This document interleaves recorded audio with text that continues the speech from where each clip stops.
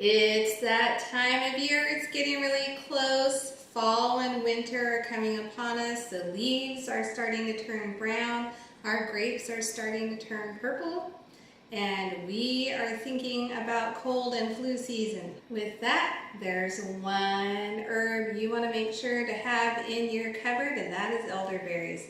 Today, in our Monograph Monday, we're going to be going over the medicinal uses of elderberries. Coming up next.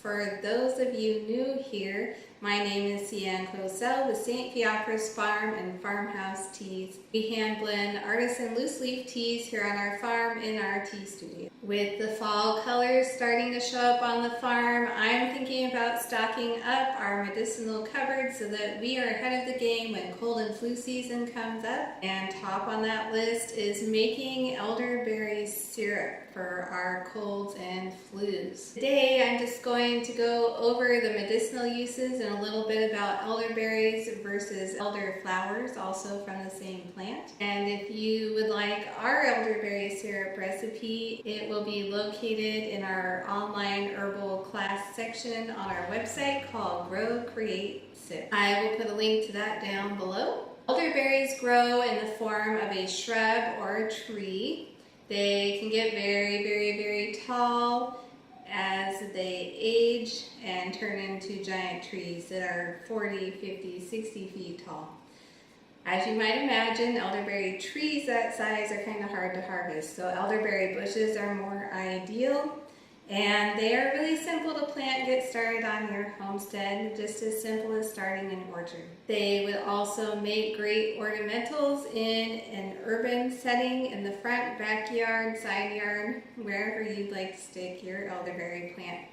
They do like a decent amount of sun, but they are an understory plant, which means that they can grow underneath other plants, such as taller trees or taller bushes. There are two common names for elderberries, either the black elder or the European elder. Elderberry shrubs and trees have a feather-like leaf system, much similar to a fern, and the flowers and the berries, they grow in clusters on those leaves. Elderflower season is usually in early to late spring, depending on the climate that they are growing in. Harvest time for berries tends to be late spring to early summer, also again variable dependent on your climate. Shrubs are usually grown from cuttings from other shrubs. The elderberry plants that we have here on our farm, we purchased at a local nursery. Actually got them out of the discounted, aka half-dead section. But we got them in the ground in time and they're doing pretty good. They're still pretty small this year as it's their first year in their established place. We've only had enough elderberries to pick one here and there and enjoy them fresh.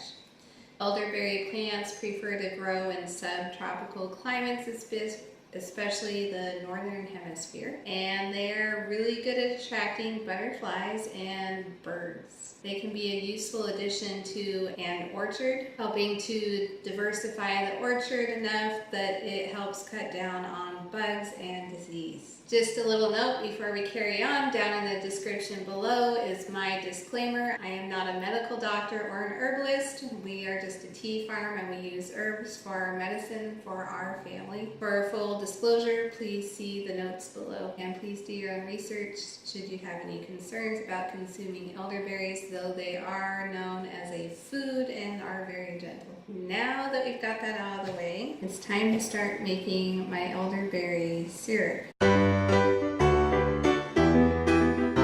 Elderberries and their flowers are both cooling and drying herbs. They are antiviral and immune boosting, full of lots and lots and lots of antioxidants. The elder flowers can be used as a diuretic. Both are anti-inflammatory. The elder flowers are antiviral.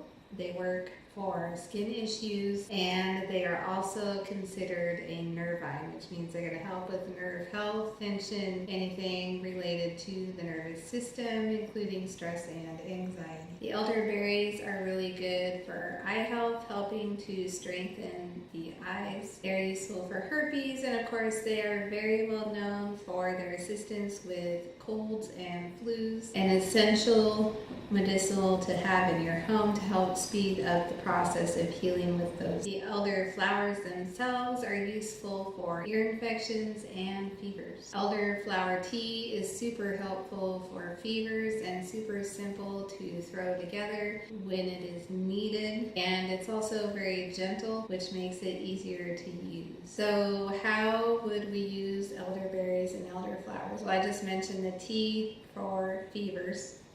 The tea can also be used for colds and flus, and also as a wash on the skin. Elderflowers can be infused into an oil, and that oil can be made into a salve and or a cream to be used externally on the skin. Both the flowers and the berries can be made into a tincture to help pull out their medicinal properties and used in that form. The berries are frequently used as a dye, whether it be food coloring, baking, dyeing yarn or wool, or any type of fabric. You can even dye Easter eggs with elderberries. Speaking of Easter eggs, elderberries also are a great food. They make wonderful jams and jellies, and of course syrups. The syrups could be used on pancakes and waffles.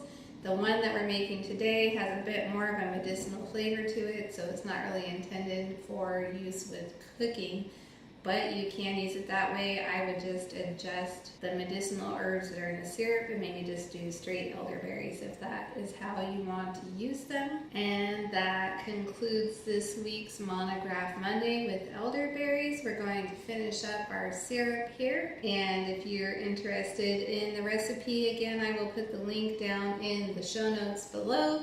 It is part of our herbal courses on our website called Grow, Create, Sip. So with that, we will see you next time. St. Fiacre's Farm. Fiacre. Fiacre?